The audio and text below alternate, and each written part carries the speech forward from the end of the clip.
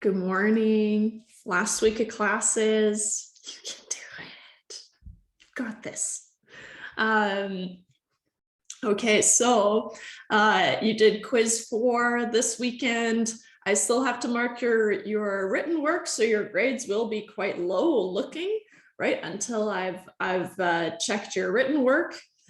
So that's totally normal, right? And once I've adjusted your grades, I'll leave little feedback. On my end, it looks like little feedback boxes for each question, right? So that's where I make notes and kind of help you along and kind of tell you why you got the grade that you got. Okay, so once there's some feedback there, then you'll know that I've marked it, and then that's the grade. I encourage you to check against your written work. So for this one, I'm not going to go into your written work unless you tell me to go look at it for a specific question, because it's just very time consuming. Okay, but this week we're starting something really, really fun. It's called Regression, okay, and it's basically fitting a line of best fit, and which we're all sort of comfortable with, probably. All right, we'll talk about kind of the inner workings, but because we only have this week to do it, we're going to need to move pretty quickly. Okay, so I posted these. It used to be chapter 7. It's kind of the tale as old as time for this course, where they renamed all the chapters, but the content is the same. So I've posted this chapter 8 notes, even though it's still called chapter 7, because I'm lazy. And we're going to stick to these notes pretty closely. So so I'm not going to be writing as much because we've got a lot of ground to cover. Okay, so make sure that you have those, or at least pull them up alongside. Okay, I did post the assignment, which is your last assignment, and so that's exciting. You can try some of the questions after today, but a lot of them you might have to wait until Thursday to start. I made it due, and maybe I'll take a little screenshot here. I made it due Monday night. Our final exam is on Tuesday, right? So, oh my gosh. Is it really only a week away? I know, don't say that, Emily. Don't say that. Here we go. Let's see here. You can do it. I know you can. Let's see here. I didn't get my notes set up. You know, when you feel like you have so much time and it feels weird, but you can't remember what you were supposed to do. I guess that's what happened. Here. All right. Oh my gosh. Okay. I'm just gonna do here. Okay. So here, this assignment is your last assignment. I'll do a little whee. How about that? Okay, so it is due April 18th, which is Easter Monday at 23:59. Okay, just the same as all the other ones, right? And then our final exam is on April 19th, which is on Tuesday, which it's crazy, but it is just a week away. So the final exam. Now I will say this, so it is going to be an online exam, but we do have a room booked. Well, not booked, but we've been assigned a room. So we can, if you want to write it with me in the room, you can. So, but I need you to let me know if that's the case, okay? Because it might be hard.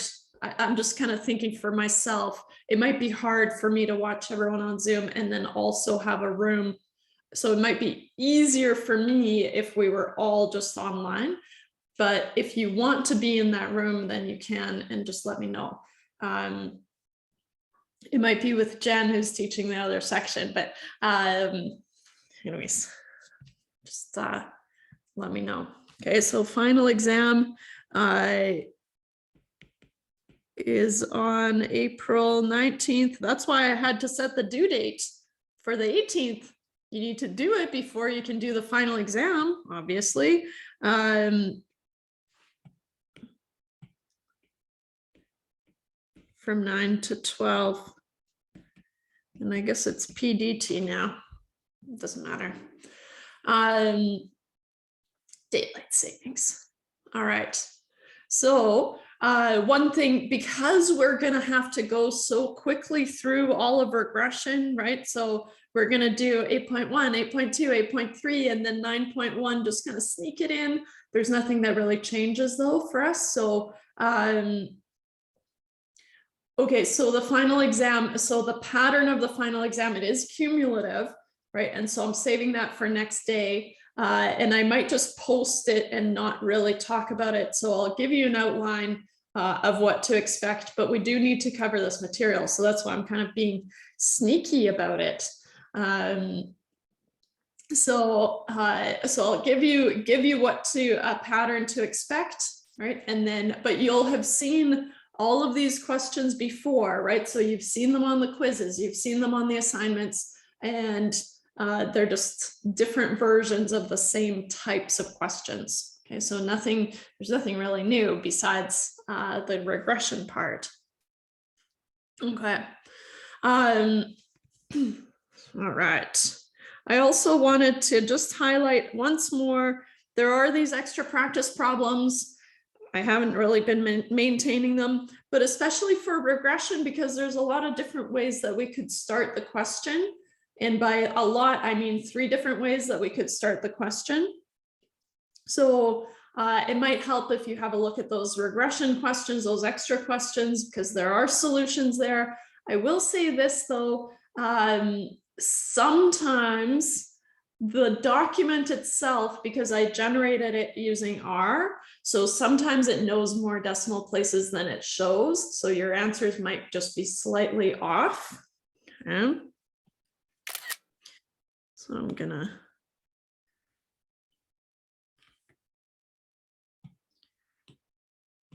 insert that. Oh, I didn't mean to copy. I wanted to crop it. Okay.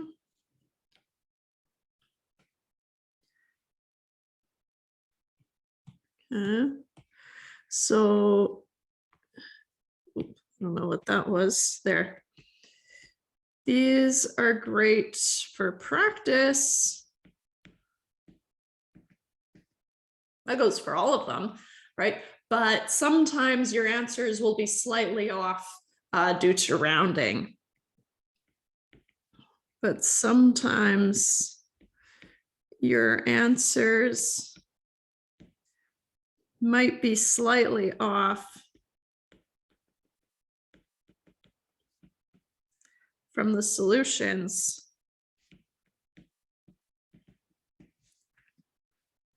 And that's due to rounding. But that's okay. Right, just be a little bit flexible there if you're working through those and you're getting similar answers, but not quite, right? Maybe you're getting 0.6 instead of 0.59 and things like that, right? So you should be relatively close, but not maybe not the same. And I know that's confusing, but there I've said it. Okay. Regression. What is regression? So of course, we have spent so much time talking about hypothesis testing and confidence interval and inference in general, right? And we can do inference for regression as well, but we're not going to. And so that's what makes this chapter so fun to end on, because now we're basically just finding the slope and the intercept, and we're building a line, we're using it to predict future values. So that is what regression is.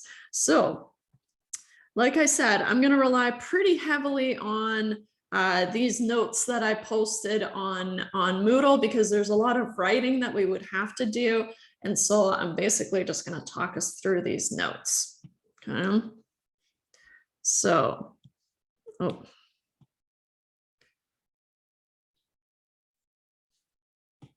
I'll start here.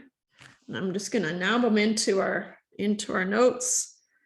Where's the new page here? It's not for a while, I guess. Oh, it's here. Okay. There. Wait. Come on.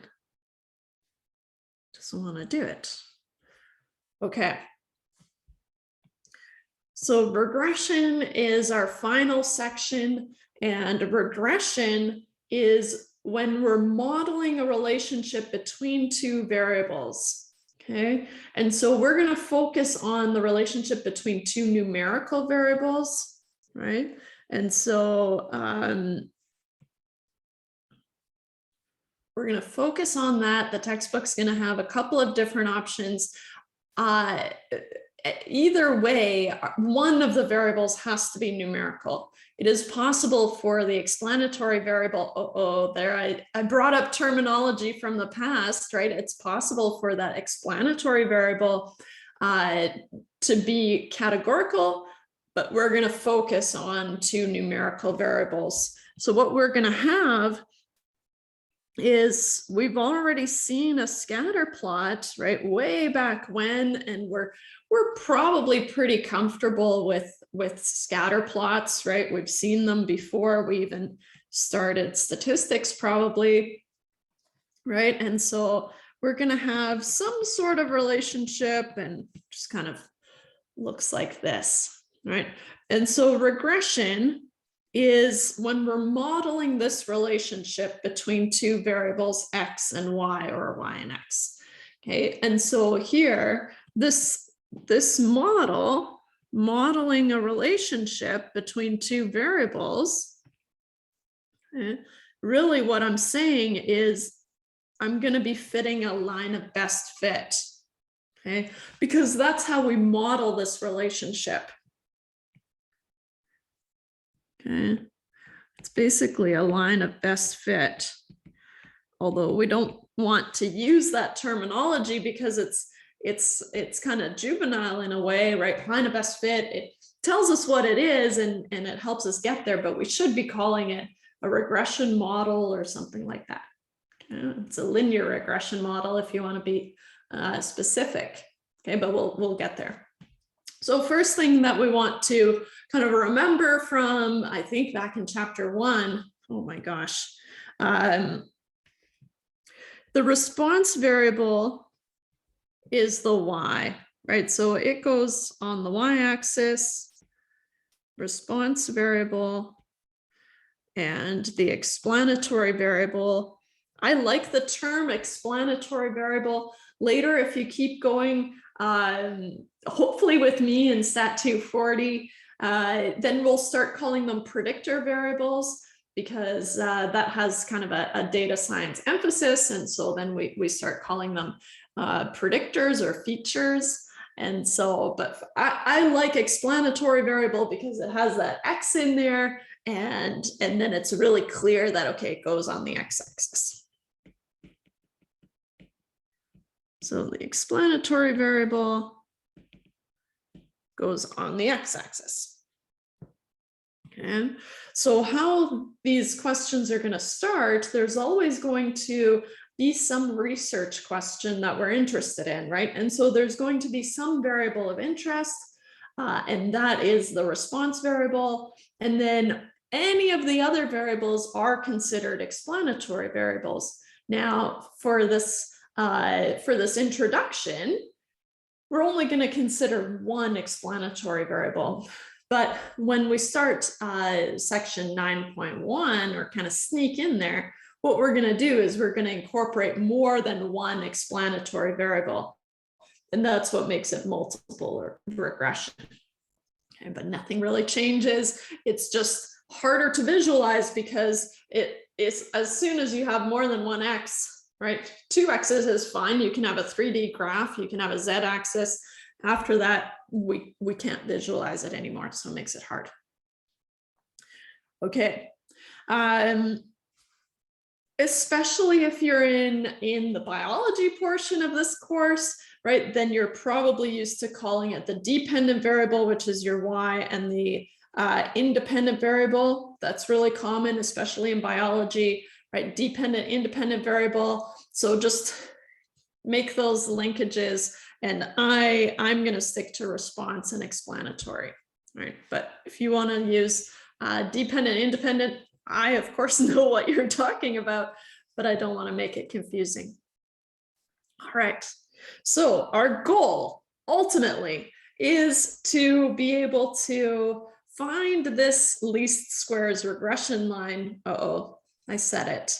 We haven't introduced it yet, but that's what it is, or a line of best fit. So we're trying to fit this line, and what we're really trying to do is we're trying to model this relationship so that we can predict future values. So we model the relationship. I'm just going to sneak it here so it's on the same page. So we model the relationship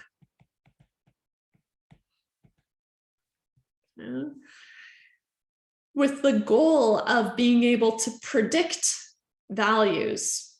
And I'm going to say future values, but it doesn't mean timeline future. It just means values that we haven't seen before on the x-axis. Okay, and so maybe I should try to avoid that for a little bit. So we model the relationship to be able to predict,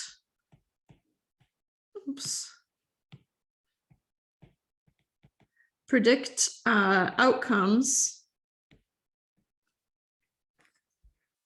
that haven't been observed in the data. Let's say that haven't been observed in the data. The problem is we build this model, and I am getting ahead of ourselves, but it's I'm going to say it a lot. So the problem is we build this model based off of our data, right? So then what we're going to try to do is we're going to try to take that line that's built from this data, and then we want to try to use that line for new data, right? How well does it perform then? Okay. So let's see here.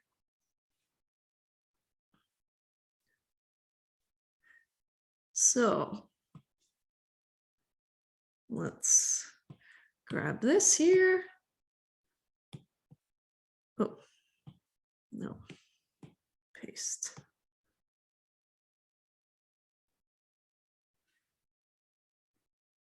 And I need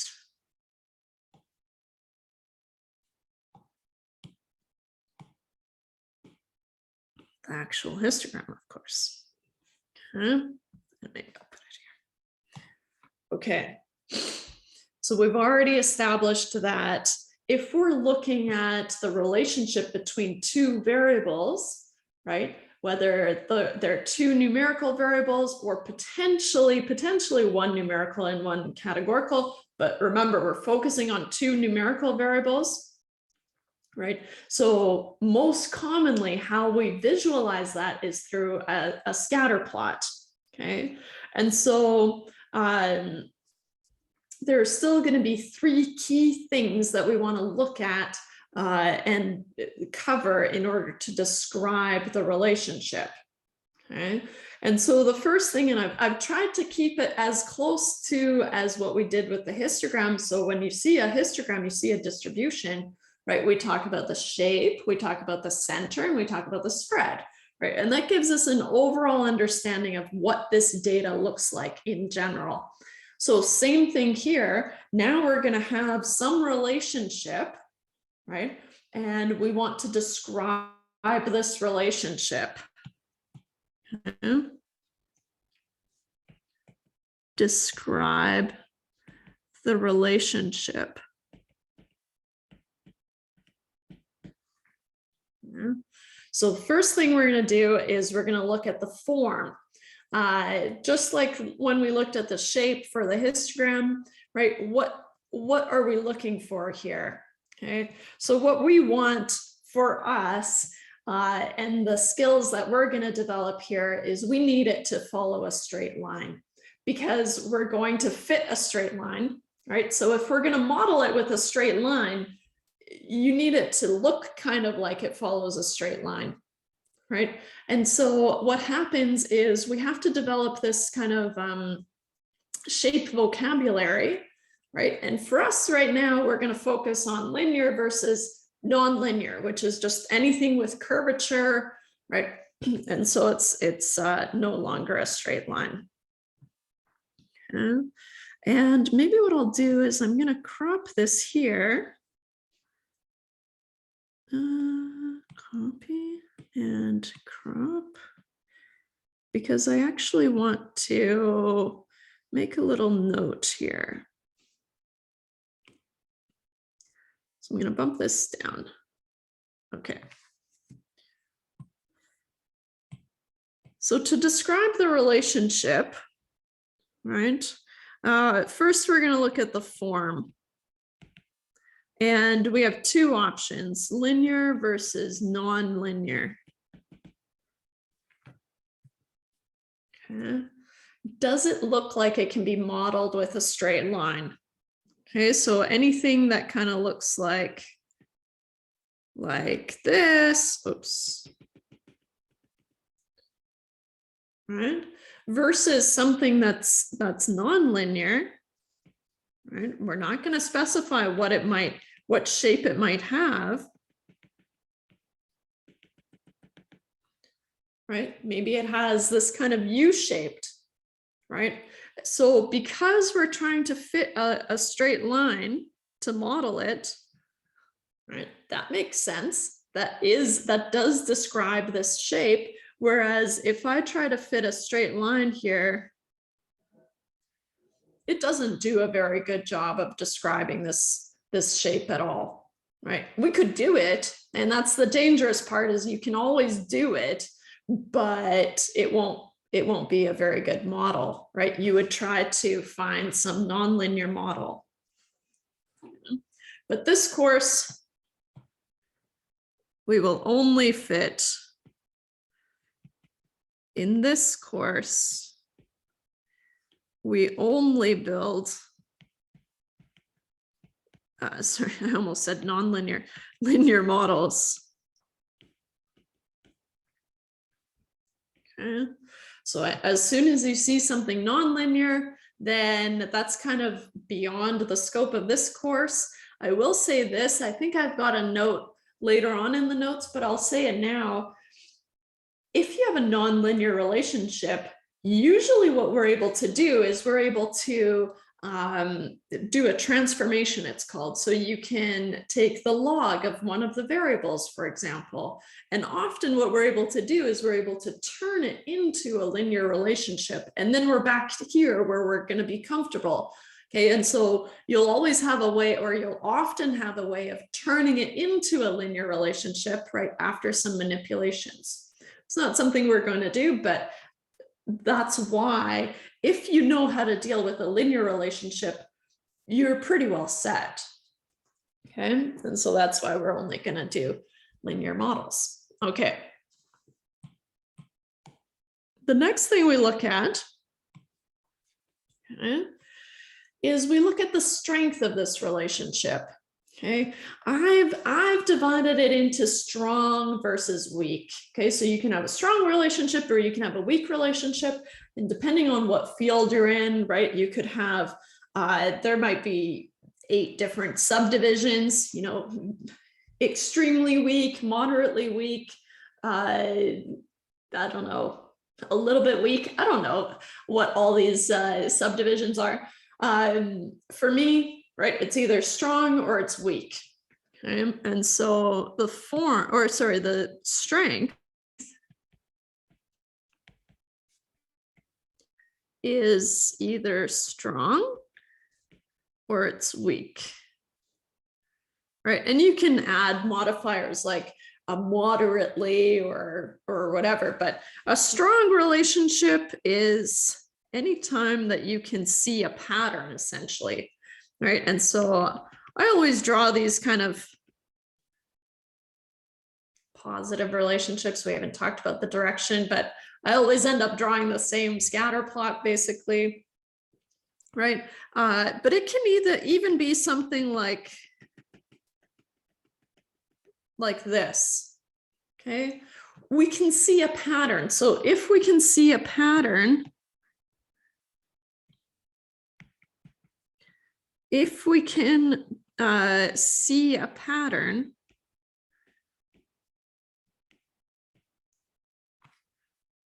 we can consider this a strong relationship, right? Or a moderately strong relationship. We can consider it a strong / moderately strong relationship. Moderately strong relationship. Whereas a weak relationship, that's going to look something like this, okay?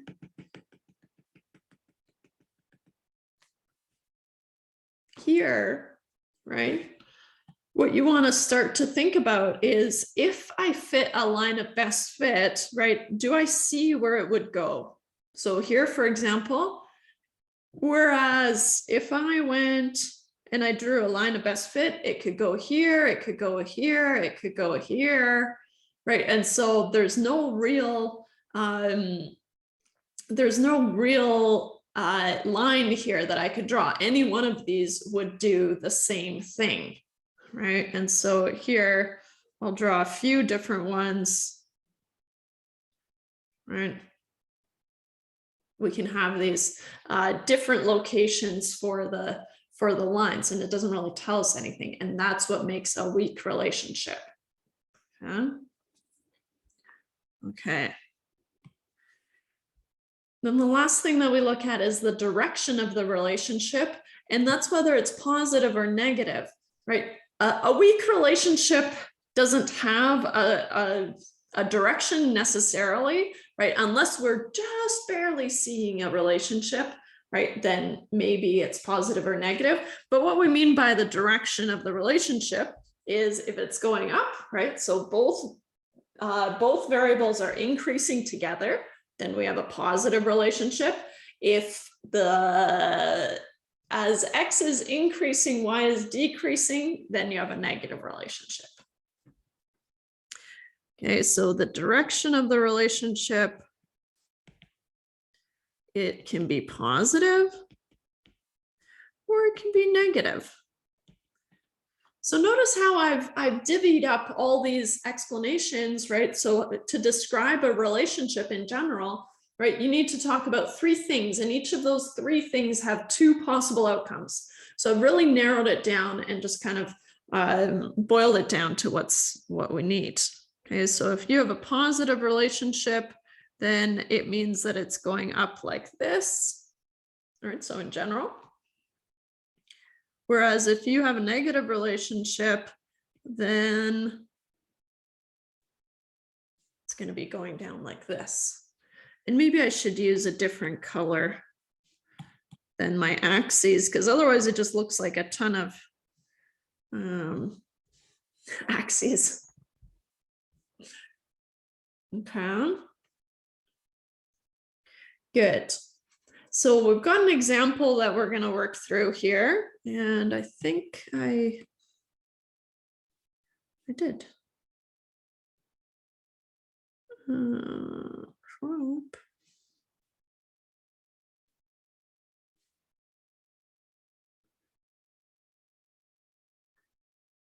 Okay. Can't remember if I don't think so, kept this part, so I'm going to keep it.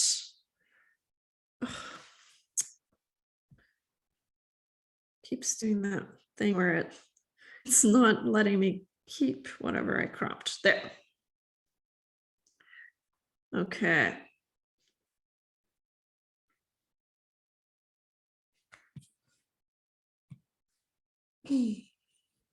So for these questions, it's possible that you're going to be given just a verbal explanation of your research question. So that makes it really hard to identify your explanatory and your response variables.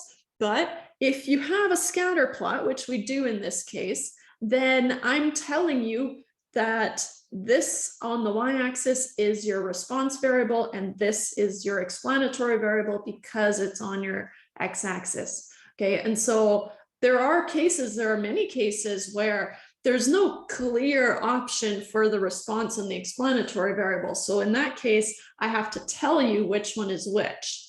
Okay, and so what we're looking at here is we have the relationship between high school graduate rates in all 50 US states and DC, and the percent of residents who live below the poverty line. And so by definition, that's an income below $23,050 for a family of 4 in 2012. Okay, so it's kind of an outdated question, but that's fine. And so what we're going to do is we're going to describe the relationship between percentage in poverty and the percentage of high school grads. Okay.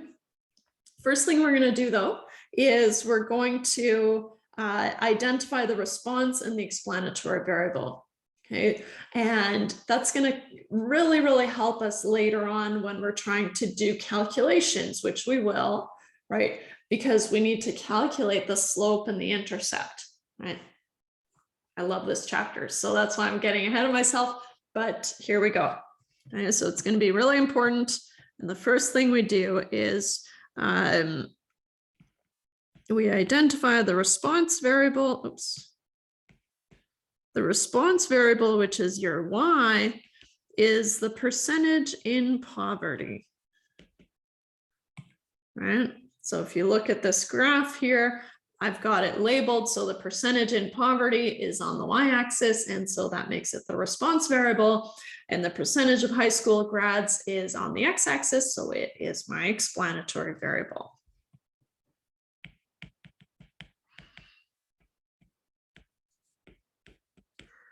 Is the percentage of high school grads. Okay, good. So now that we have those out of the way, and we're gonna kind of parking lot those for a little bit. Okay? But now that we have those, now we're ready to describe the relationship. Okay. So now we can describe the relationship.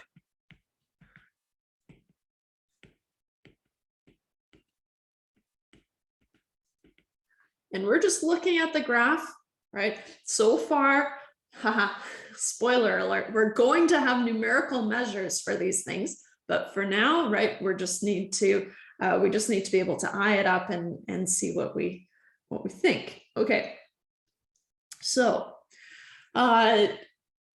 in terms of the shape, right, I would say I can model this with a linear model, and I'm not going to lose a lot of information by doing that, right? And so here, if I fit a linear model, and maybe I didn't want to go so close here, right? It might look something like this, right? The linear model looks appropriate, right? Or another thing that we could do, or another way that we could think about it is if I do kind of this, right?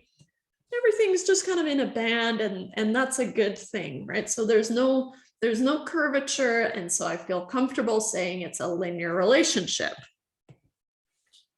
Okay, so the form is linear.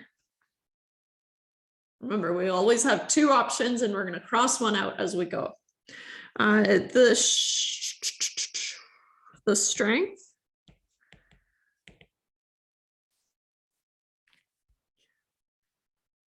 It's a little bit on the cusp, but because I was able to draw these lines and I can clearly see a pattern, I'm going to call it strong or moderately strong if you want to, right? If you don't feel comfortable calling it strong, right, that's when all the points are really close together, right? So then maybe throw in a moderately strong, that's fine.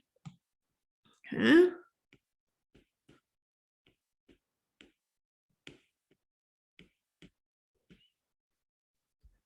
So we have a moderately strong. I put it in brackets in case you don't want it there. Okay. And if we look at the direction here, which is our last thing that we're doing, these are all going down, right? And so if you're not comfortable with positive and negative relationships, then it might be a good idea to have these handy, right? Just in case. But if you are, then that's great, right? So here we have this negative relationship. So the direction is negative. Right? Or if we want to, then we can write it in a sentence if you prefer. This is totally fine though, right? If you want to have it kind of bullet point like this, that's great. That works, right? But if you want to describe the relationship in a sentence, then we would say the relationship is, and I'm going to mix up the order a little bit because of how I like to read it, right? But this is a moderately strong negative linear relationship. Okay. Or in a sentence, this is a moderately strong negative linear relationship.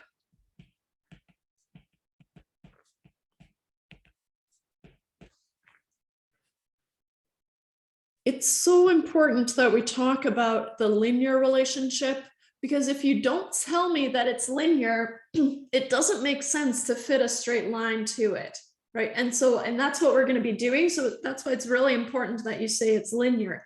That's really similar to what we had with the histograms, right? Where we said, okay, well, everything that we're going to do later on hinges on having a normal distribution. So you kind of push for that normal distribution, right? If you tell me that it's nonlinear, then if you fit a straight line to it afterwards, that's really bad, right? And so it's really important that you say it's a linear relationship. Okay, so I'll say that here, right? We must have a linear relationship in order to model it by a straight line. To model it by a straight line. So sometimes I see students getting fancy and telling me that they have a nonlinear relationship, but then they just go ahead and fit a linear model to it, and that's really bad, right? I don't want to see that.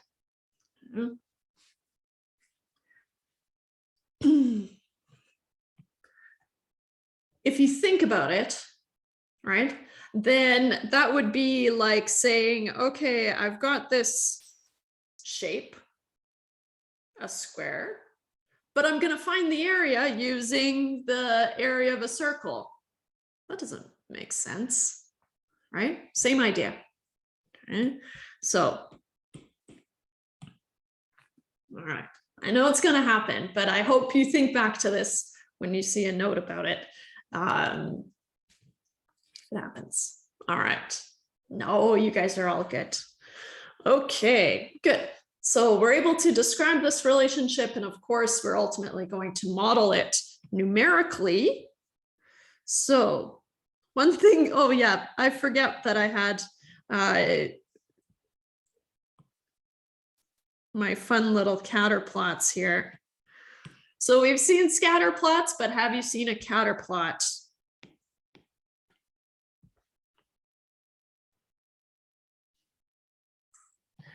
So we have seen a scatter plot, but have you seen a scatter plot? Kind of cute.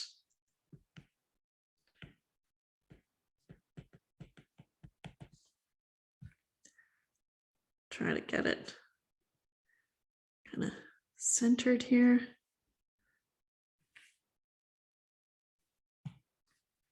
We're looking at the relationship between some cats and other cats, and all the images are different cats. It's a catter plot. Or this is also part of the catter plot package. So in R, and I've included the code. The code is in the notes that I've posted. So if you want to make your very own catter plot, you can. Code is included in the notes.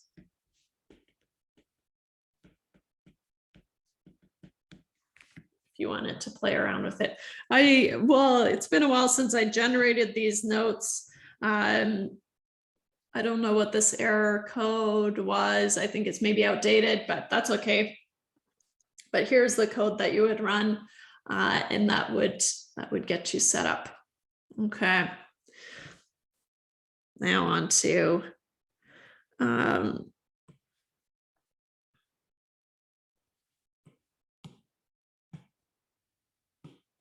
now back to work. Okay. So like I was saying, we want our relationship to be linear, right? Because it opens up a whole bunch of tools for us to use. Just like if we have a normal distribution, then we're able to use the mean and the standard deviation, and that opens up the t-test, for example, or ANOVAs and things like that, right? So it opens up all these tools for us to use. So in a similar way, we need to have a linear relationship, because then we can fit a straight line, right, to the data points, and that's what we call regression. We can measure the strength of the relationship, right? So that's a numerical measure of strength, which we call the correlation, which you've probably heard of at some point or another, but we're really going to talk about it. And we're not really going to calculate it because it's kind of a lengthy calculation and you would just make software do it. So I'll give you a shortcut. Okay. And then we can find the direction of the relationship, also using the correlation. Hey, that's interesting. Can't wait to get there, right? And we can measure the variability, right? And so how much are these points, how much activity is being captured by this line, right? And then finally, ultimately, we want to predict future values using a linear model. And so here, I just want to clarify again that future values, right, is not necessarily time-wise, okay, because that's a special case where we have a time on the x-axis, and so that's a time series, and it requires special techniques and stuff like that. So we're kind of parking lotting that, but we can predict future, and so not future in time. Whoops. But rather unseen. But rather unseen data points. Or rather, yeah, let's say that. Good. Okay. So like I mentioned earlier, I did have a little summary of what can we do when we don't have a linear relationship, right? So we just established, okay, we want to have a linear relationship because then we can do all these things, but what happens if we don't have a linear relationship? Okay. So what do we do if our relationship is not linear, right? You don't feel comfortable putting a straight line on this graph, that's fine, right? And so if the reason is if one of our or both of our variables are skewed instead of normal, so normally distributed, so you can look at each variable on it, you can make a histogram and you can look at their distributions, and for it to be linear, both of them have to follow a normal distribution or approximately normal, okay? And so if they're not normal, then, or if one or both are not normal, then you would see that as a nonlinear relationship in your scatter plot. Okay, so if that's the case, then you can apply a transformation to the data. Okay, so one of the most common and important transformations that we can do is the log transformation. And one thing I want to highlight is whenever we say log in statistics, and this is going to be more important if you're in the data science stream, right? And so when we say log, we mean the natural log, which is log base E, right? And so here, so when we say log, it's actually log base E, which is ln, but we never use ln anymore. We just write log, right? And so log base 10 is reserved for things like physics, where you're dealing with sound or kind of, I don't know. Yeah, basically sound waves and stuff like that. And so it doesn't apply here.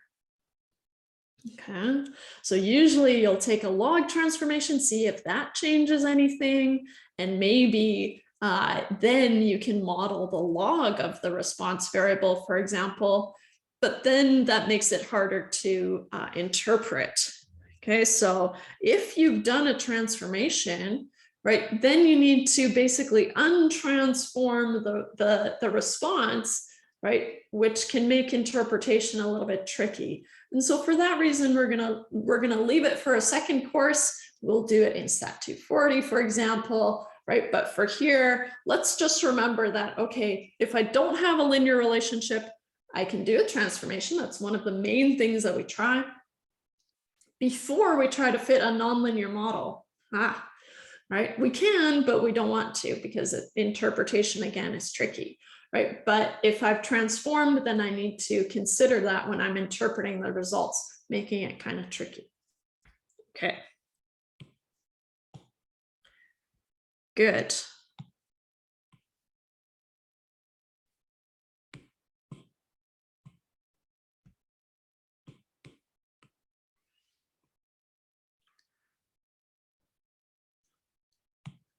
Let's talk about correlation.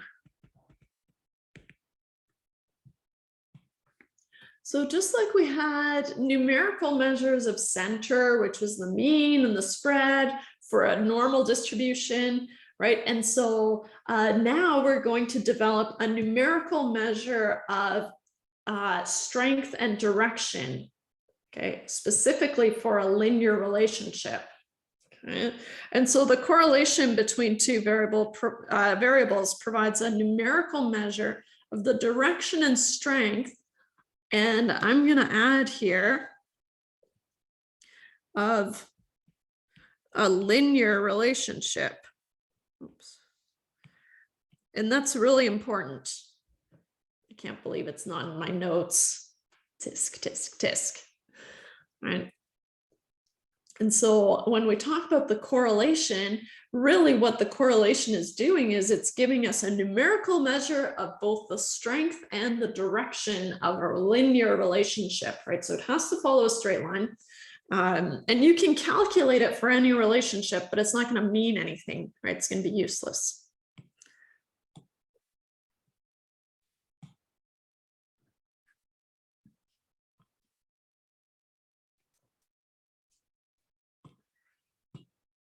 Okay. So let's talk about how we find it. And can I give it myself just a little bit more room? Okay. So correlation is typically denoted by a lowercase r, but sometimes it's denoted by a capital R. Okay. And so of course that gets confusing because that's the name of the statistical programming language that we use a lot, right? R. But context is going to tell you which one's which. Okay. In general, the formula for the correlation is this. And I know that I'm going to make you apply this formula on that assignment that I posted, right? So you're going to need to use this formula just once, just to make you work through it. I give you the summations though, so not too bad, right? And so it's going to be a matter of kind of picking apart this formula and then properly putting it back together. But I'll let you work through that on your own. That's not something I'm going to make you do on the final exam, right? And so here, on the assignment, but not on the final exam. Okay, so you will have to use that formula, right? But not on the final exam. I'm just making you work a little bit on that assignment.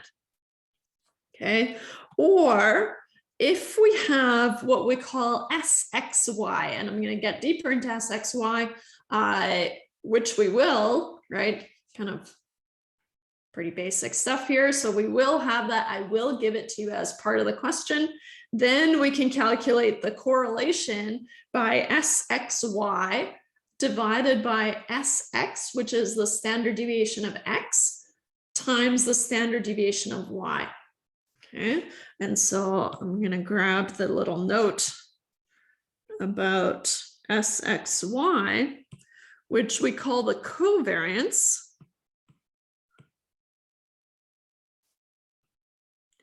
And if you think about,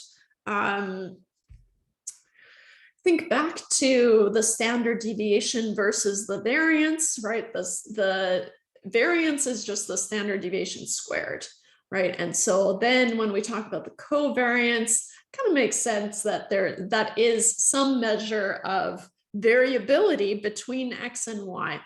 Okay, and so if you had to calculate the covariance, which you do not have to do, right?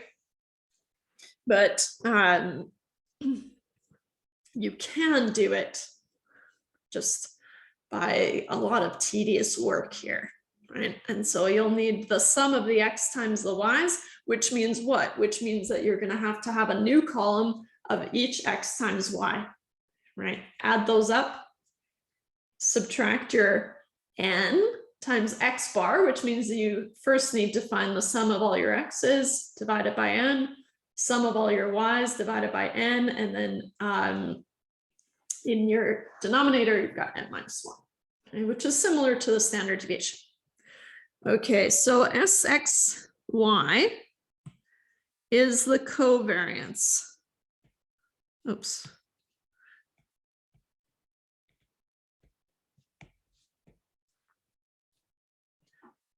Okay, so basically, if you have the covariance, right, SXY, then you can just plug it in, right? That's going to be some number, and you can just plug it in. Right? So if we have, so if we are given SXY, the covariance,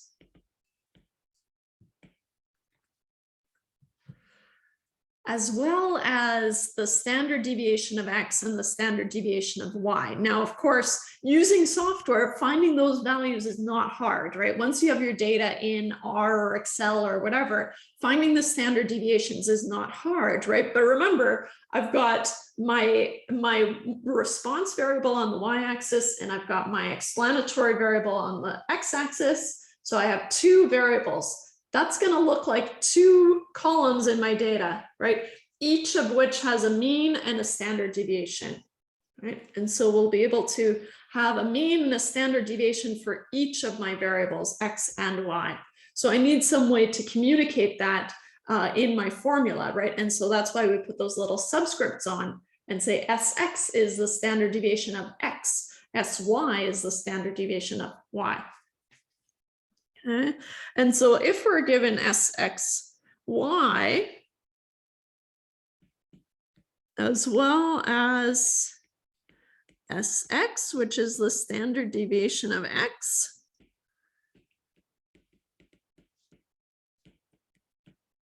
and SY, which is the standard deviation of Y,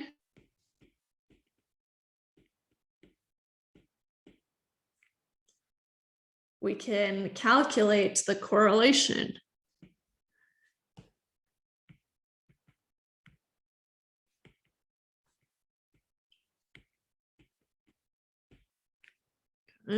The correlation R is SXY divided by SX times SY. Okay. And that's information that'll be given to you, right? And sometimes I'm even really nice and I give you the correlation right away, right? But if you don't, or if I don't give you the correlation right away, then one of the options is I give you the covariance instead. You'll always be given, okay, so let's just clarify here. So for regression questions,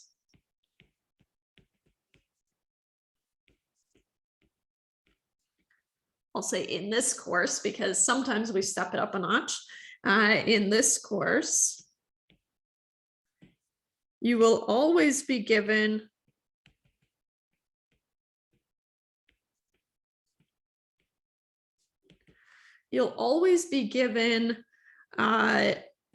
X bar and SX, right? Which is the mean and the standard deviation of X.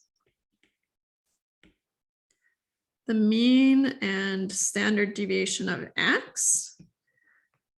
Y bar and SY, which is the mean and standard deviation of Y, right?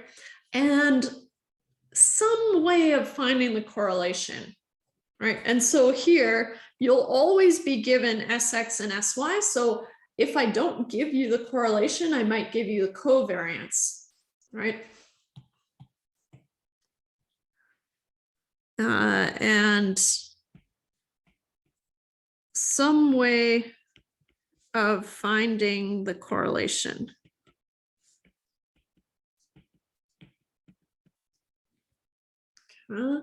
Which is either through it's just given. That's nice, right? Correlation is given. That's a good one. If I give you the covariance,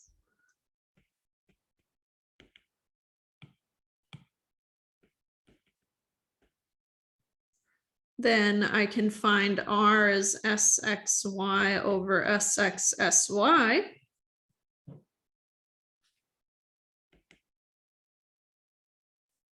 Okay.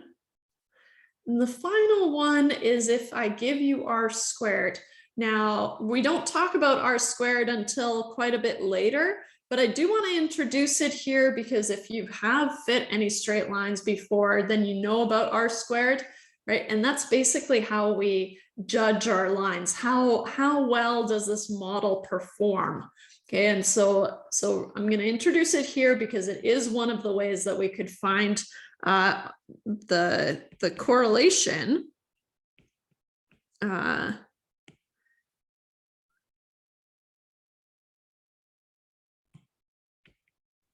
R squared, which is the correlation squared, which means that R is plus minus the square root of R squared. And we're going to talk more about that later, but here I just want to have all the information that we could be given. Okay. And I'm going to make a note here so it's not so scary. Introduced later.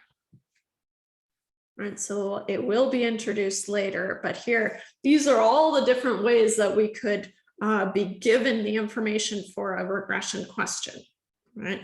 So that's why I encourage you to look at those extra practice problems that I've posted, right? They're not for marks or anything, but it's nice to have seen different ways that we could approach these problems. Okay. Okay, good. So correlation has some key properties, and these are really properties that we need to keep in mind all the time. And so correlation, we said that's a numerical measure. And let's see here. Right. So we said correlation is a numerical measure of the strength and the direction of a linear relationship. Okay? And so correlation itself has some key properties. So the correlation can take on any values between -1 and 1. Okay, and so what we're going to have is we're going to have some number line, and the correlation is restricted between -1 and 1. Okay, and so the strength of the relationship is going to be increasing as we move out from 0. So the closer we get to -1 or +1, the stronger our relationship gets. And then, as you might have guessed, right, if you're moving towards +1, then you have a positive relationship. And if you're moving towards -1, then you have a negative relationship. And that's exactly true. Okay. So then what I like to do, or how I like to think about it, is remember, if I break it up into just a strong or a weak relationship, then typically, and we're pretty flexible here, but somewhere around 0.5, so -0.5 and +0.5, I transition from having this kind of weak relationship to maybe a moderately strong to a strong relationship, right? And so we've got these numerical measures of strength as well as direction, which is given by the sign. So usually what I do is for me personally, it helps when I draw out kind of a number line here, going from -1 to 1. Okay. And roughly around -0.5 to 0.5. I'm going to say I have a weak relationship. Okay, so here, this is kind of like where I have a weak relationship. 0 means there's no relationship here, right? This data is just a cloud. There's no information here, right? And then as we move out to 1 or +1, then we get these perfect points on a line. Okay. Whereas here, I would call this a strong relationship, or moderately strong if you want.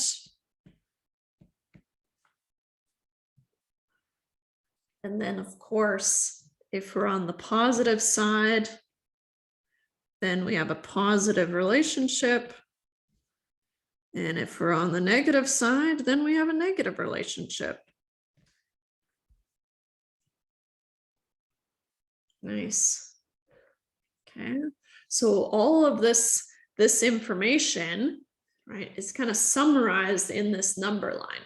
That's the same information. Right?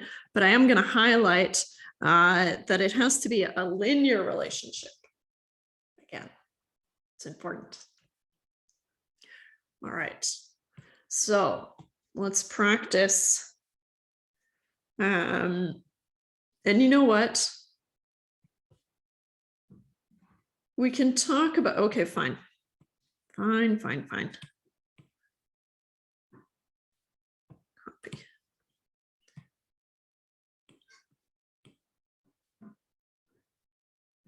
So we're looking at the same scatter plot that we had before. Okay. And what we're going to do is we're going to try to figure out which of these correlations is the most reasonable. Okay. And so first thing we know, right, is that let's run through our properties of correlation. Correlation has to be between -1 and 1, which means what? It means I can eliminate one of these already, and maybe I'll put it beside so it shows up. Okay. I also know that this relationship is negative, right? So let's focus on that. So I have to have a negative correlation, right? And so that means that it can't be 0.6 and it can't be 0.2, which means I'm choosing between -0.75 and -0.1. Remember, right? I've got this kind of -0.1 is really close to 0. So that would mean that there's really no shape here. There's no form that we can see. However, we can see this, this relationship, right? We can see this pattern, right? And so we would kind of capture it within those bands. And so it would have to be this one because we can see some relationship. Nice.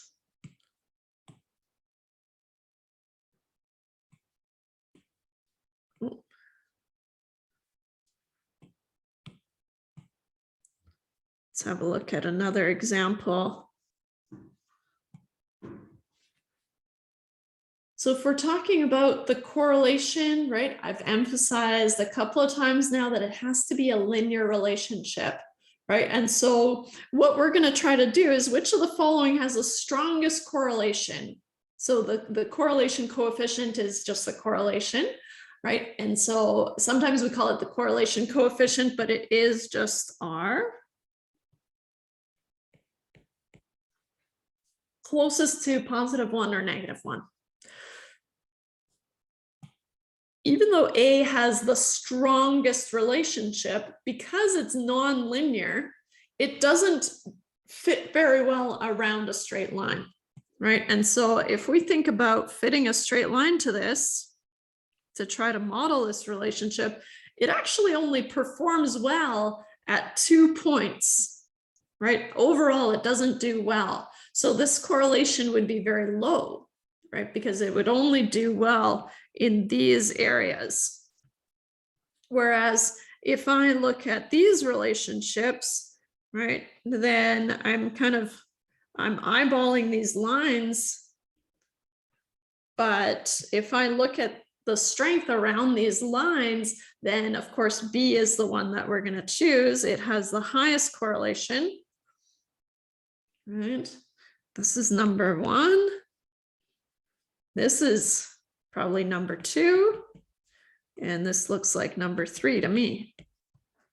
And then finally, this would be number 4. Nice.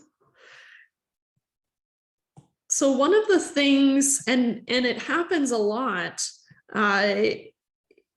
is that the correlation, so correlation, just because two things are correlated, it doesn't mean that there's causation.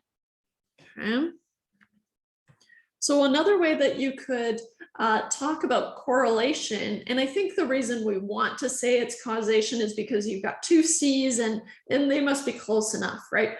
But when we're saying that one causes a change in the other, that's not necessarily true, right? Two things might be correlated and they have nothing to do with each other, right? And there's a really fun website, and I'll post the link to it. It's called Spurious Correlations. Okay, and so here I'll show it. I'll try to find it here. Spurious correlation. Okay. And so this one's my favorite. The second from the top is you have a correlation. So now that we know what correlation is, oh, I don't want to zoom in. I want to zoom in on the page. Oh, I want to do the page smaller, not this. Reset. Hey, I'm stuck. Okay, I'm just going to screenshot this, bring it in.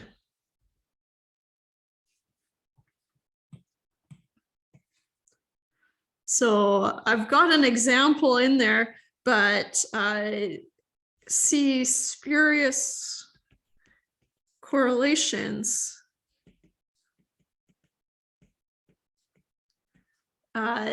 For examples,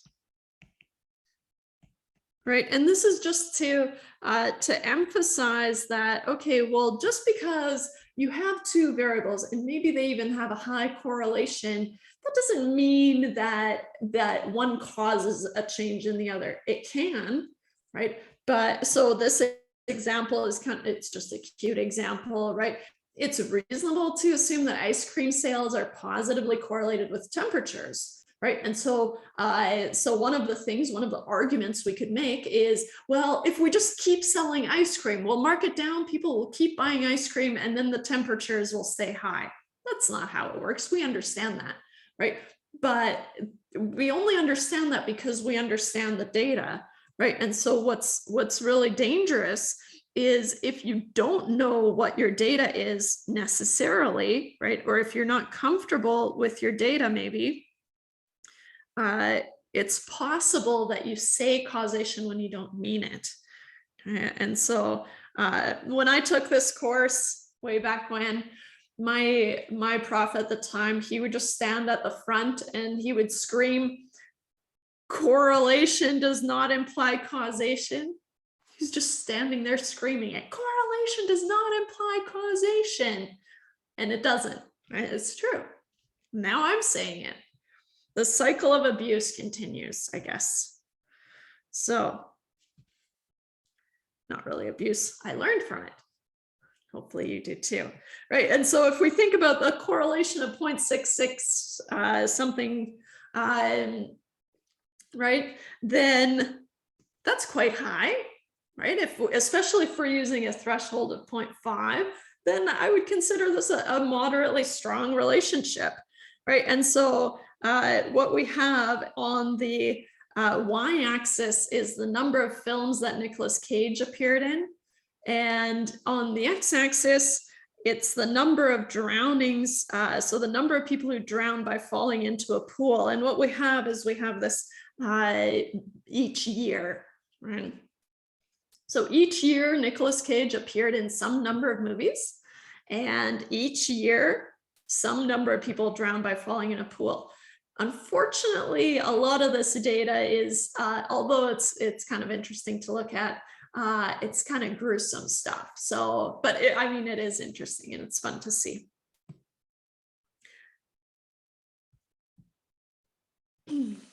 Okay.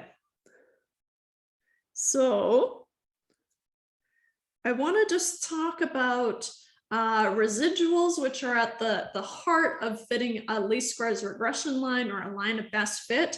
And I know I'm squeezing in as much as I can today, but it's gonna be worth it, I promise. Okay.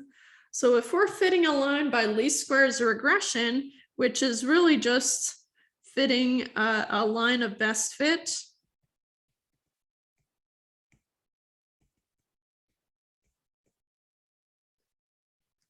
okay. So even though it looks scary when we read least squares regression or a least squares regression line, right? All your brain needs to do is think, okay, I'm doing a line of best fit here. Okay. And so let's bump that over here. Okay. So the least squares regression line is one of the ways that we can fit a line of best fit. So there are many methods that we could use. However, the least squares regression is the most common way that we fit a straight line. Okay. And so our goal, right? So this kind of talks us through, I guess I shouldn't run through it, but our goal is to be able to predict a value of y for some value of x. And maybe we haven't seen that value of x necessarily, but it's in that, and that's how we're using the model. So it's in that range of x that we're interested in, and that's how we use the model. Okay. And so what we're going to have are these things called residuals.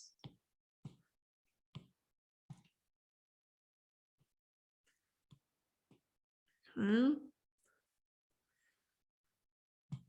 So if we imagine a scatter plot, for example, that high school grads versus the percentage in poverty, right? Even if we fit a straight line, we understand that not all the points are going to be on the line. In fact, very few points are going to be on the line, right? But that's okay. It's still a general shape. Okay. So the line of best fit does not go through all the data points on our graph because it can't, right? It's just a straight line. If we allowed it to have some activity, right? And there are methods of using those kind of doing little lines all across, but we don't want to do that. Okay, so because we're restricted to a straight line, it can't go through all the points, even if the points are so close. Okay, so the distance between our actual data points and the line that best fits our data is going to be what we call our error, right, or residual. Okay? And if you think about the word residual, it's kind of what's left over, right? So you've got your line and you've got your points, and they're going to be up above and below the line because it's the line of best fit. And so if I consider those distances, those are the errors or the residuals. Okay. So a residual is the difference between the observed y, which is the y value of a point on the graph, and the predicted y, which is from the line of best fit. Okay. And so here I introduce kind of subtly that y hat, and sometimes I'm proper and I put the I. That just means for the ith observation, right? So each observation is going to have some residual E for error, but because if you think about residual, well, R was already taken for the correlation, Y, I don't know, C was probably already taken, right? It's this vicious cycle, right? But the subscript I is really just to denote that each point has a residual, and it's the observed minus the predicted value of Y. So Y hat is going to be the predicted value of Y. So the hat in this case means predicted value. So it's all going to be context based. So if you're fitting a line of best fit, all of a sudden the Y hat is the predicted value of Y. We've seen hats before, but that was for the sample proportion. So you got to keep those separate. One kind of fun thing about these errors or the residuals is that they're always going to add to 0 because of how we fit the line. So I know I'm out of time. I'm just going to grab this, this little image here and sneak it in. Okay, so each point, you can find the observed value of Y. And at that same value of X, you can find the predicted value of Y. And that's how you're going to calculate your residual, right? In this case, the residual is 5.44. Okay, I know I'm all out of time. Good job. We'll pick up here on Thursday for our very last class. I can't believe it. All right. You can start some of those assignment questions, but probably not all of them unless you're feeling up for it. All right.